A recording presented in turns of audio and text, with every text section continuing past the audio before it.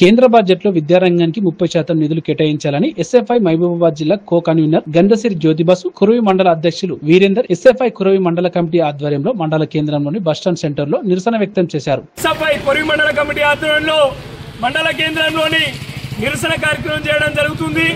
విషయం ఏంటంటే నిన్నటి నుంచి కేంద్రంలోని పార్లమెంట్లోని బడ్జెట్ సమావేశాలు జరుగుతున్నాయి.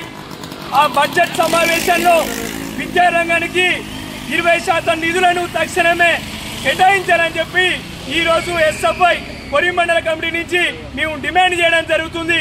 ఎందుకంటే దేశంలోనే నేటి విద్యార్థులే రేపటి పౌరులు అని చెప్పి గొప్పగా చెప్పుకునే రాజకీయ నాయకులు కేంద్రంలో పరిపాలిస్తున్నటువంటి బీజేపీ ప్రభుత్వం ఇప్పుడు బడ్జెట్ సమావేశంలో విద్యారంగానికి 30% నిధులు కేటాయించాలని చెప్పి ఈ రోజు ఎస్ఎఫ్ఐ కురవి మండల కమిటీ నుంచి డిమాండ్ చేస్తున్నాం. ఎందుకంటే ఈ రోజు దేశంలో విద్యార్థులు నిరుద్యోగులతోటి మొత్తం తీవ్ర ఇబ్బందులు పడుతున్నారు.